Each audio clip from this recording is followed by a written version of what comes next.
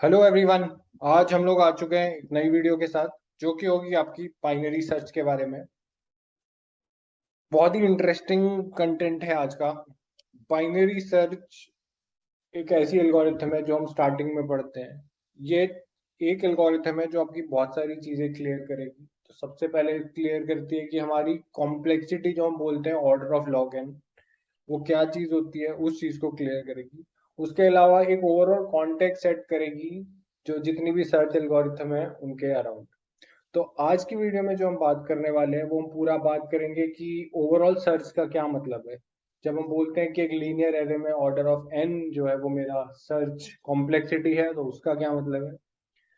Binary search का idea कहाँ से आया, जब हम एक लीनियर सर्च पे काम कर रहे थे तो बाइनरी सर्च कहाँ से बनती है, उस चीज का ओवरऑल आइडिया कैसे ओरिजिनेट होता है, उस पे विल टॉक। उसके अलावा बहुत डीप में हम समझेंगे कि लॉग एन कॉम्प्लेक्सिटी, जब हम बोलते हैं कि बाइनरी सर्च की या किसी भी एल्गोरिथम की कॉम्प्लेक्सिटी जो है वो लॉग एन है, उसका क्या मतलब होता है।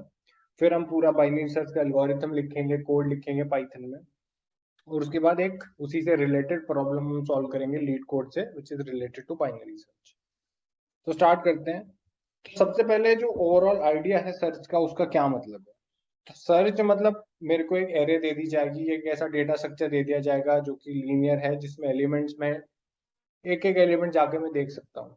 मुझे ये बताना है कि इसमें मेरी सर्च की कॉम्प्लेक्सिटी क्या होगी। अब आप ये एरे उठा लीजिए, इसमें 10 एलिमेंट्स हैं। मैं आपसे बोलूं कि आप इसमें 26 मुझे सर्च करके बताओ, तो एक जनरली क्या अप्रोच होती है कि हम एक एक एलिमेंट वन बाय वन हम चलेंगे और हम जाके देखेंगे कि मेरे 8th इंडेक्स पे या 9th प्लेस पे मेरा 26 है। तो मैंने वो एरे में मुझे मिल गया।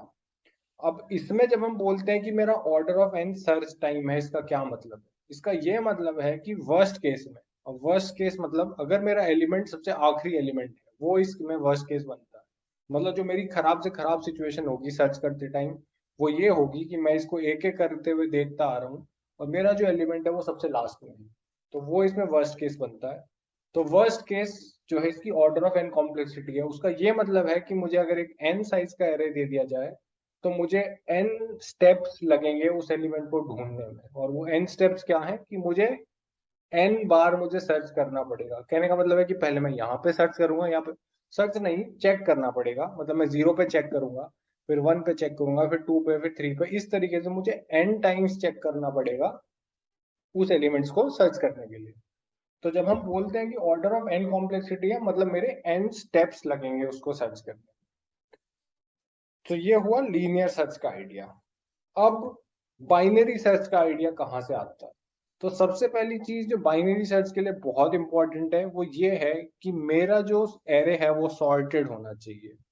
सॉर्टेड या तो वो इंक्रीजिंग ऑर्डर में सॉर्टेड हो, जैसे यहाँ पे सारे एलिमेंट्स बढ़ते हुए क्रम में है 4 5 10, या वो घटते हुए क्रम में भी हो, जैसे उल्टा सॉर्टेड हो 9, मतलब यहाँ 0th इंडेक्स पे सबसे बड़ा एलिमेंट हो, फिर उसके बाद उससे छोटा एलिमेंट हो। तो वो एक प्राइमरी कंडीशन है बाइनरी सर्च की कि मेरी जो एरे मुझे दी गई है वो सॉर्टेड होनी चाहिए। और ये एल्गोरिथम जो है ये डिवाइड एंड कॉन्कर है। बोलते हैं एक टर्मिनोलॉजी है डिवाइड एंड कॉन्कर। मतलब आप इसको डिवाइड करो और फिर आगे वाले हिस्से पे काम करो, वो मैं समझाऊंगा कैसे है।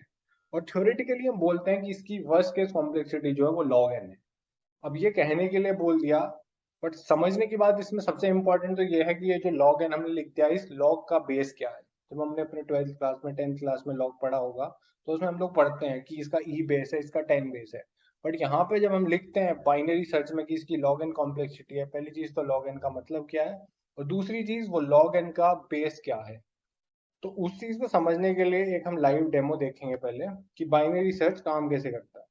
तो जैसे यहाँ पे आप देखेंगे कि यहाँ पे मेरा ये एरे है 32 साइज का है।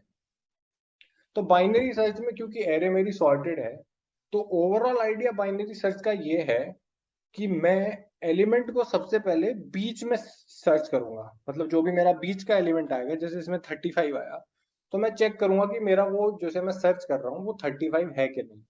अगर वो 35 है तो ठीक है, फिर तो मेरा मुझे मिल ही गया। बट अगर वो 35 नहीं है, तो सॉर्टेड एरे में मेरे पास ये बेनिफिट है कि मैं एक ही एलिमेंट को सर्च करके अपना आधा एरे छोड़ सकता हूँ। जैसे मान लीजिए मैं सर्च करने आया था एलिमेंट नंबर 80, जो 80 है उसको सर्च करने आया था।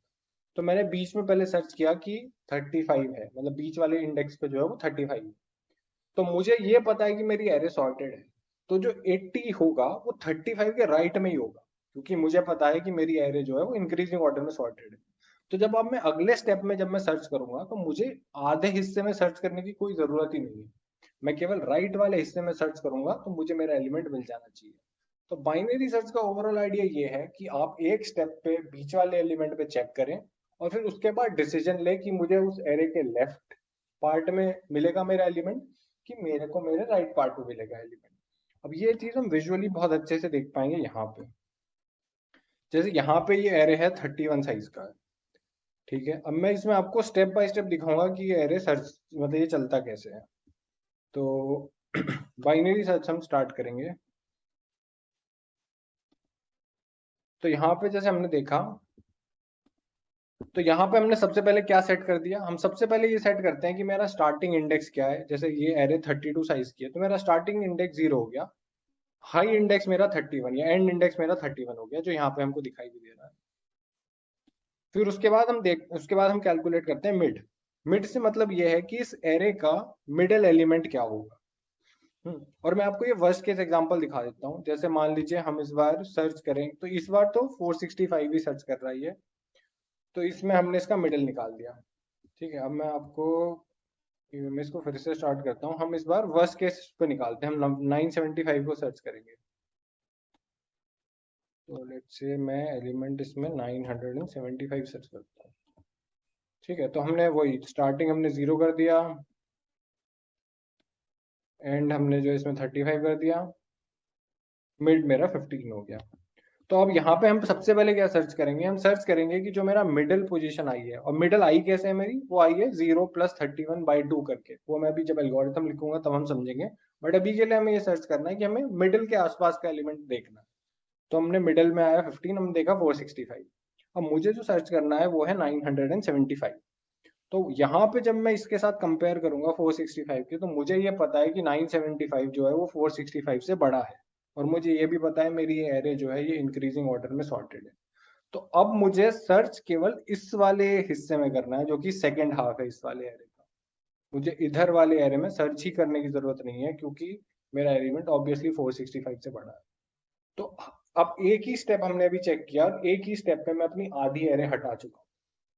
और आप काउंट करिएगा कि हम कितने स्टेप्स ले रहे हैं, वो हमें हेल्प करेगा समझने में कि इसकी कॉम्प्लेक्सिटी लॉग एन क्यों है।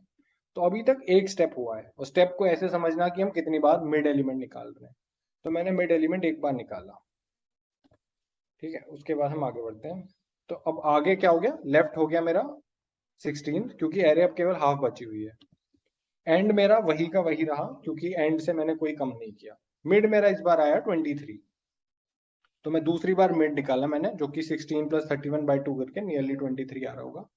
तो यहाँ पे है 763। हम सर्च कर रहे हैं 975। तो अगेन मुझे ये क्लियर हो गया कि मेरा 975 763 से बड़ा है।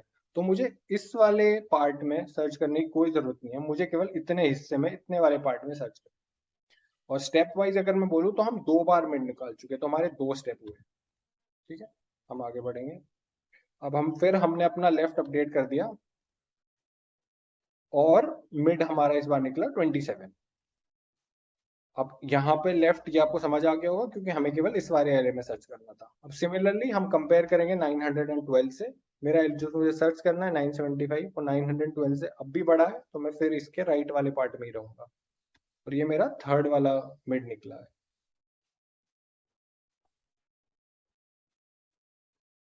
यहाँ पे मैंने फिर मिड निकाला, इस बार मेरा मिड जो है वो आया 942 वाले एलिमेंट, 4 बार मिड निकला है। यहाँ पे जो है मेरा ये 5वीं बार में मिड निकला, और यहाँ पे जो है मेरा 6th टाइम में मुझे वो एलिमेंट जाके मिल गया। तो एलिमेंट मुझे रिजल्ट मतलब 31 इंडेक्स में मुझे वो एलिमेंट मिल गया है 975। सो ओवरऑल आइडिया यहाँ पे अब आपको समझ आया होगा कि बाइनरी सर्च में है आइडिया ये कि मुझे अपनी एरे जो है वो हर स्टेप में आधी आधी होती जा रही है, जिसकी वजह से मुझे बाकी एरे में सर्च ही नहीं करना है। यही इस पूरी एल्गोरिथम का क्रक्स है, यही पूरी इस एल्गोरिथम का फंडा है। अब जो हमने यहाँ पे बोल दिया था कि इसकी complexity order of log N है, वो क्या है वो मैं अभी आपको समझाता हूँ। तो मैंने जैसे पहले लीनियर में समझाया था कि एन का मतलब मुझे एन स्टेप्स लगे, मुझे एन चेक्स लगे। तो इसमें जैसे आप देखोगे तो इस एल्गोरिथम में मुझे 32 एलिमेंट्स है, इसमें सर्च करने के लिए मुझे केवल 5 स्टेप्स लगे हैं इसमें। अब वो 5 स्टेप्स क्यों लगे हैं? क्योंकि मैं हर बार अपनी एरे को हाफ हाफ हाफ डिवाइड करता जा रहा हूँ। तो अगर मैं आपको कॉन्सेप्ट वाइज समझाऊं कि ये लॉग ऑफ एन कॉम्प्लेक्सिटी कैसे आई, तो लॉग ऑफ एन का मतलब यहाँ पे है कि कितने स्टेप्स लगे। तो अगर मैं आपको यहाँ पे दिखाऊं तो आप एक चीज देखिएगा, अभी मैं दिखाता हूँ आपको। ये मैथ्स लाइब्रेरी से मैं लॉग निकालूंगा, तो मैथ डॉट लॉग अगर मैं 32 का करता हूँ, सॉरी मैंने बेस नहीं डिफाइन किया, सॉरी यार।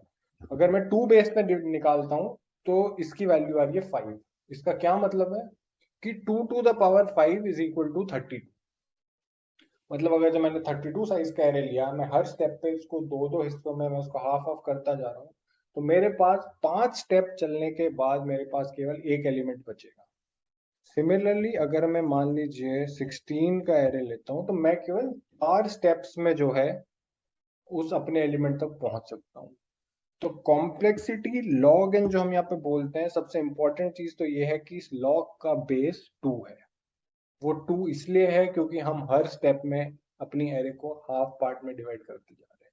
और लॉग एन जो मैंने आपको बताया था, उसका मतलब होता है कि मुझे मेरे एलिमेंट को सर्च करने में कितने स्टेप्स लगेंगे। तो आपको यहाँ पे log N to the base 2 steps लगते हैं अगर मेरी एन साइज का एरे है। इसीलिए हम बोलते हैं कि इसकी कॉम्प्लेक्सिटी लॉग एन है। बट कोई नहीं बताता, क्लियर नहीं होता है कि इसका बेस 2 है यहाँ पे। तो सबसे इंपॉर्टेंट चीज जो है वो जानने की ये है कि इसमें लॉग 2 बेस है और इसकी कॉम्प्लेक्सिटी जो है लॉग एन है, जिसका मतलब है कि मुझे लॉग एन स्टेप्स लगेंगे मेरा एलिमेंट सर्च करने में। तो ये हुआ हमारा पूरा आइडिया बाइनरी सर्च का।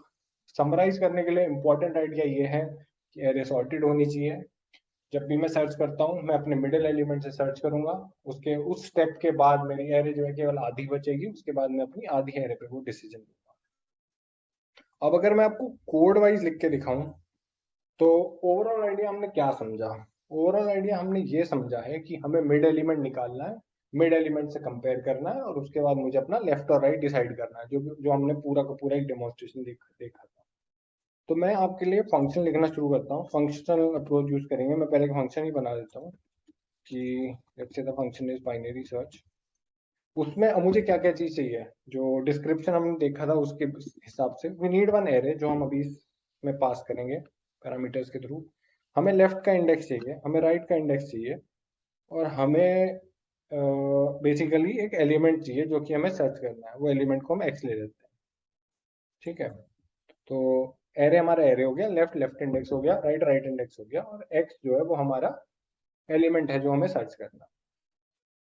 अब सबसे इंपॉर्टेंट चीज ये आती है कि भाई हर स्टेप पे आप डिवाइड तो कर रहे हो, है ना, लेफ्ट और राइट आपने दे दिए, बट ये मुझे जो है पूरी एल्गोरिथम चलानी कब तक है?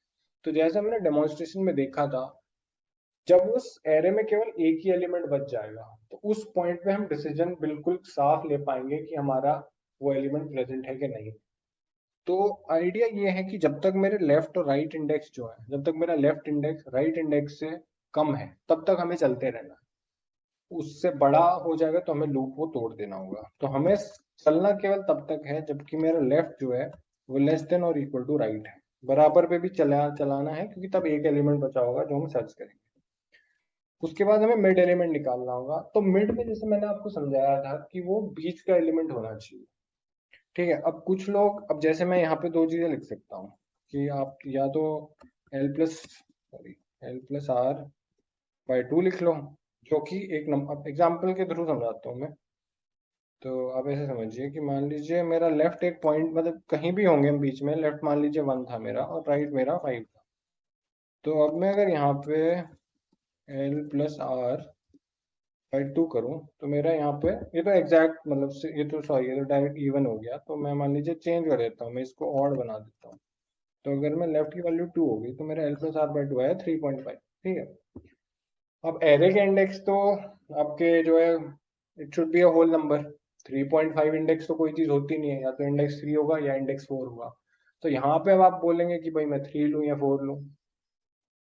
तो मैं ये कहूंगा आप दोनों चीज ट्राई कर लो, दोनों चीज चलती हैं, इतना इसमें सोचने की जरूरत ही नहीं है। तो या तो आप एल प्लस आर लिख लो या आप L plus R by two plus one लिख लो, दोनों चीज ही चलेंगी। ये कंफ्यूजन मत रखना कि यहाँ पे अब मैं बाई टू करूँ कि बाई टू प्लस वन करूँ, आप कुछ भी कर लेना। और इनसे अच्छा एक और तरीका है, मैं आपको मैथ्स वाला ही मैथ्स वाले बताता हूँ। तो उसमें एक फ्लोर और सील फंक्शन होते हैं। तो आप जैसे फ्लोर करोगे, तो मैंने जैसे फ्लोर किया 3.2, तो ये आपको इसका लो वाला इंडेक्स दे देगा। जैसे इसमें 3.2 आया तो 3 ये हमेशा दे देगा। आप बोलो 3.7 तो भी 3 दे देगा। तो जो भी लोएस्ट होल नंबर होगा वो दे देगा। और इसमें आप अगर इसको सीलिंग कर दोगे, तो सील में अगर मैं मान लीजिए 3.7 लिखता हूँ, तो आपको वो ऊपर वाला होल नंबर दे देगा 4। तो आप यहाँ पे मिड को कुछ नहीं करना है, आपको सीधा का सीधा इंपोर्ट मैथ कर लेना ऊपर, और यहाँ पे आपको सीधा सीधा फ्लोर फंक्शन यूज करके और आप L plus R by two कर देना। उससे आपको जो भी लोएस्ट वैल्यू होगी वो आपको मिल जाएगी। अगर आपको ऐसा है कि मुझे बड़ी वैल्यू चाहिए, तो आप सील यूज कर लेना, दोनों चलते हैं। कंफ्यूजन नहीं रखना है, दोनों चला के देख लेना, और मैटर भी नहीं करेगा। क्योंकि अगर ये चीज मैटर केवल कॉम्प्लेक्सिटी में जब करेगी जब एरे का साइज बहुत छोटा। अगर एरे का साइज अच्छा खासा लंबा है, जो जनरली रहता है, तो इट डजेंट मैटर कि मेरा मिड एलिमेंट एक आगे पीछे हो जाए कि नहीं, कॉम्प्लेक्सिटी मेरी एल्गोरिथम की वही रहने वाली है।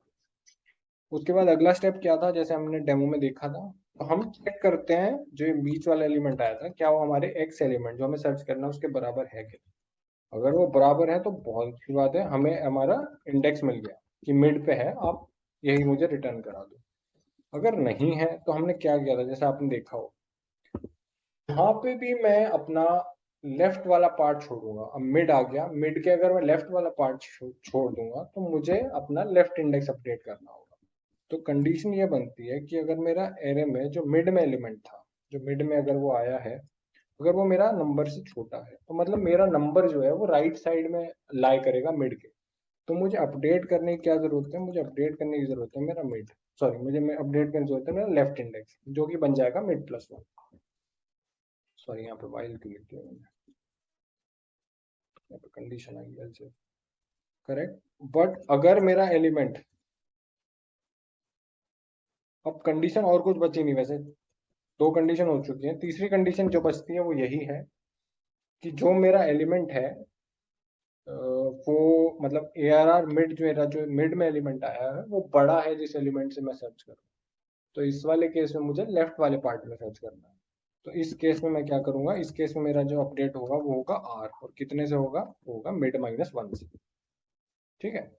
तो ये आपकी पूरी की पूरी यहाँ पे पूरा वाइल लूप चल जाएगा। अगर आपका एलिमेंट होगा तो आपको इतने में मिल जाएगा, और आपका जो इंडेक्स है वो यहाँ से रिटर्न हो जाएगा। अगर आपका लूप इससे बाहर आता है इस वाइल कंडीशन से, तो इसका मतलब है कि वो एलिमेंट आपके में प्रेजेंट ही नहीं है। तो आप रिटर्न माइनस वन कर दीजिए, इसका ये मतलब है कि एलिमेंट इज नॉट प्रेजेंट। ठीक है। तो ये हमारा फंक्शन हो गया, ये हमने फंक्शन लिख दिया। अब हमें आपको वैसे चला के देखना है ये, तो मैं आपको एक्चुअल एग्जांपल पे ही मैं चला के दिखा दूंगा आपको। ठीक है, बट हमें को इसमें पास करना है array, left index, right index, और जो हमको एलिमेंट चाहिए। ठीक है, now let's move on to the actual problem जो वील हैव टू सॉल्व। तो ये प्रॉब्लम है जो हम सॉल्व करना चाह रहे हैं। तो इसमें प्रॉब्लम मैं आपको अगर समझाऊं तो क्या है, तो अगेन एक एरे ऑफ इंटीजर्स हमें गिवन है सॉर्टेड ऑर्डर में, असेंडिंग ऑर्डर, जो मैंने आपसे बोला था कि या तो असेंडिंग हो या डिसेंडिंग हो। जैसे ये एरे आपको असेंडिंग ऑर्डर में दी गई है। ठीक है, और आपको फिर एक टारगेट नंबर दिया जाएगा, जैसे इसमें टारगेट 9 है, तो आपको इसमें 9 सर्च करना है, और जिस इंडेक्स पे वो है वो आपको इंडेक्स रिटर्न करना है। और अगर वो नहीं है नंबर, तो आपको माइनस वन रिटर्न करना है। और इसकी कॉम्प्लेक्सिटी आपको लॉग एन में ही देनी है। अब आप सोचे कि भाई मैं तो सिंपल इसमें सर्च कर सकता हूँ, ऑर्डर ऑफ एन में सर्च हो जाएगा, सॉर्टेड एरे, बट ये एक्सेप्ट आंसर तभी होगा जब आप इसको लॉग एन में लिखेंगे। तो यहाँ पे इन्होंने जो फंक्शन हमें ऑलरेडी डिफाइन करके दिया है, उसमें इन लोगों ने हमें एक एरे दिया नम्स करके, एक टारगेट है जो हमें दे दिया गया है, जो हमें सर्च करके ला। तो हमें इसमें डिफाइन क्या करना पड़ेगा, तो अगर मैं अपनी algorithm as it is copy paste कर लूँ यहाँ से, तो ये यहाँ पे आ गई, बट हमारे पास इसमें लेफ्ट और राइट डिफाइन नहीं है, तो हम यहीं पर डिफाइन कर लेते हैं। लेफ्ट हमारा 0 हो गया, राइट हमारा हो गया लेंथ ऑफ नम्स -1 इंडेक्स देने, राइट इंडेक्स। ठीक है, टारगेट हमारे पास टारगेट है मिड। अच्छा, ये इसकी इंडेंटेशन सही कर देते हैं। ठीक है, तो मिड मेरा हो गया L+R ARR मिड। अब इसमें x की बजाय हमारे पास टारगेट है इसमें, और यहाँ पे भी टारगेट एल्स मिड -1। राइट की वैल्यू चेंज हो गई, लेफ्ट की वैल्यू हमने इधर कर दिया, नहीं है तो we are returning minus. Target हो गया। और अच्छा, इंपोर्ट मैथ रह गया, let's import that library. Okay, तो ये चल जाना चाहिए, nums is okay, so let me run this. So sorry, ARR is not defined, okay। हाँ, तो ये चेंज करना रह गया हमारा, तो यहाँ पे nums, यहाँ पे भी nums, लेंथ ऑफ nums।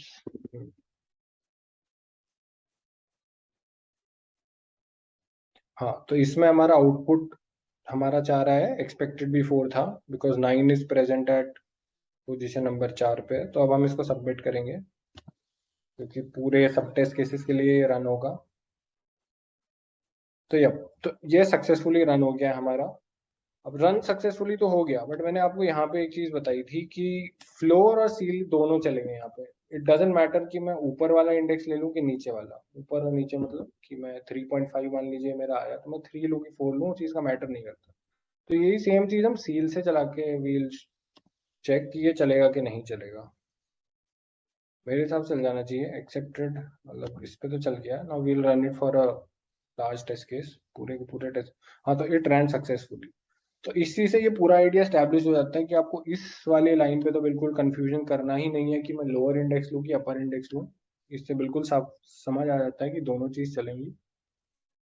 बाकी कुछ चीज नहीं है, बड़ा ही सिंपल सा है, आपको बस वहां तक चलाना है जहां तक कि लेफ्ट इंडेक्स राइट इंडेक्स से छोटा या बराबर रहे, और एक स्टेप पे आपको बस चेक करना है कि टारगेट के बराबर है कि नहीं। नहीं है तो अकॉर्डिंगली आपको अपना लेफ्ट और राइट अपडेट कर देना। सिंपल सा एल्गोरिथम है। आइडिया इंपॉर्टेंट है, बट कि binary search log and complexity क्यों है, वो चीज बहुत इंपॉर्टेंट है। कुछ भी डाउट रह गया हो आप कमेंट सेक्शन में लिखिए, I will answer that question. कुछ और आपको किसी भी तरह का डाउट हो इसमें कि ये वाइल वाइल की कंडीशन में या कुछ भी किसी भी तरह का डाउट हो, put it in the comment box. But binary search very important algorithm it is. The overall idea is array should be sorted और कॉम्प्लेक्सिटी इज लॉग एन। वो चीज आपको इस वीडियो से बिल्कुल क्लियर हो जानी चाहिए कि इसकी कॉम्प्लेक्सिटी लॉग एन कैसे है, कैसे हमें लॉग एन स्टेप्स लग रहे हैं, और इस लॉग का जो बेस है वो बेस 2 क्यों है, बेस 2 है और बेस 2 क्यों है, वो चीज भी आपको यहाँ से पता लग जानी चाहिए। सो होप आपको ये वीडियो अच्छी लगी होगी। होप आपको इससे बाइनरी सर्च का पूरा आइडिया क्लियर हो गया होगा, और ये एग्जांपल से भी आप अपनी प्रोग्रामिंग स्किल्स चेक कर सकते हैं। Thank you very much, keep supporting.